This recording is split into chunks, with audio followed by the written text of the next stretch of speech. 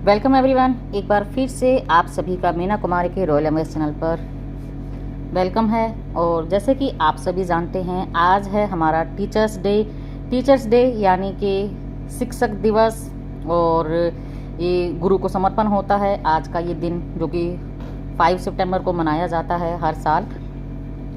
क्यों मनाया जाता है? क्योंकि इसमें गुरु की महिमा होती है आज के दिन। और कहते हैं ना कि ज़िंदगी देने वाले से बड़ा होता है कि ज़िंदगी को कैसे जीना है, उस चीज़ को जो सिखाता है उसे हम गुरु कहते हैं। और हमारी ज़िंदगी में हमें जीने का तरीका या फिर कोई टैलेंट या फिर कुछ भी चीज़ें जो हम सीखते हैं, किसी ना किसी इंसान ने हमें सिखाई है और उसी को हम गुरु कहते हैं। और हर इंसान की ज़िंदगी में एक गुरु होता है, बहुत सारे गुरु भी हो सकते हैं, क्योंकि ज़िंदगी के हर मोड़ पर कई इंसान हमें कुछ ना कुछ सिखाते हैं। और इसीलिए स्वयं भगवान भी गुरु को खुद से बड़ा दर्जा देते हैं।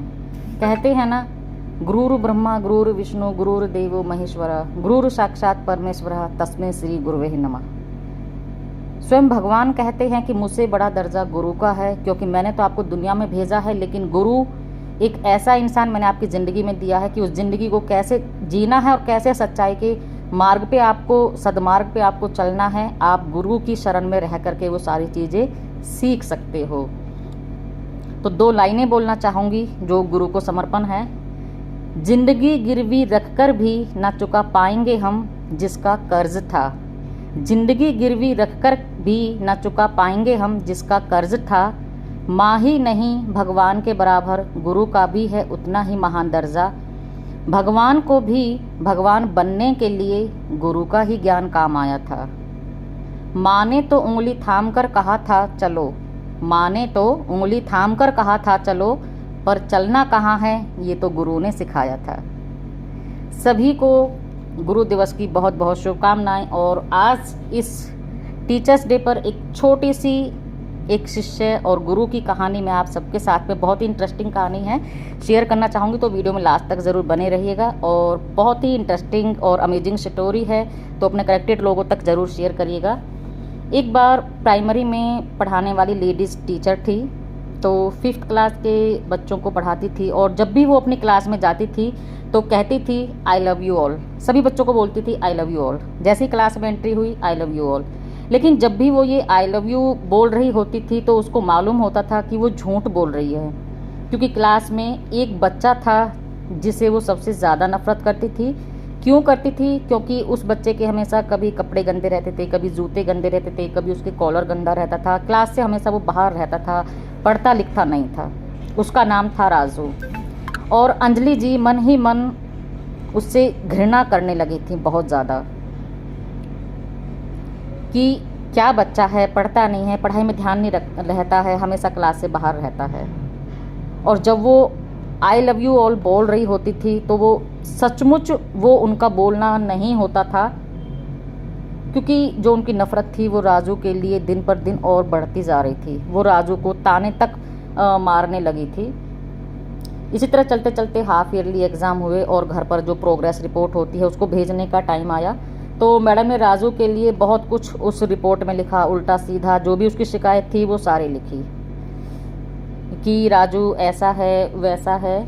लेकिन उस स्कूल का एक रूल था कि जब भी रिपोर्ट कार्ड घर भेजे जाते थे तो वो रिपोर्ट कार्ड हेडमास्टर के पास पहले भेजे जाते थे। तो हेडमास्टर ने उसे देखा और बोला कि इसमें तो एक भी अच्छी बात नहीं लिखी है। उन्होंने अंजलि मैडम को तुरंत बुलाया और कहा कि आपने तो एक भी अच्छी बात नहीं लिखी है, बच्चे के बारे में कुछ तो अच्छा लिखिए।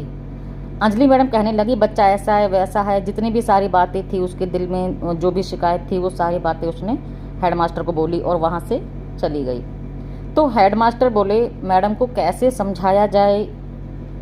उन्होंने सोचा, उन्होंने पीएम को आवाज़ लगाई और बोला कि राजू की जो पुरानी क्लासेस की जितनी भी रिपोर्ट हैं उनको अंजलि मैडम की टेबल पे जा कर के रख दीजिए। पीएम ने ऐसा ही किया, अंजलि मैडम की टेबल पे जाके राजू की जितनी भी क्लास रिपोर्ट थी पिछली वो सारी जा कर के मैडम की टेबल पे रख दी। अगले दिन जब मैडम स्कूल आई तो पहले से ही उसकी टेबल पर राजू की सारी रिपोर्ट्स रखी हुई थी। वो बड़ी खुश हुई कि राजू की सारी रिपोर्ट्स रखी हुई हैं, आज उसके कारनामे मैं देखूंगी, पता चलेगा उनकी सारी रिपोर्ट्स में कि पिछली क्लासेस में उसने क्या क्या कारनामे किए हैं। उन्होंने वो रिपोर्ट्स देखना शुरू किया 3rd क्लास से।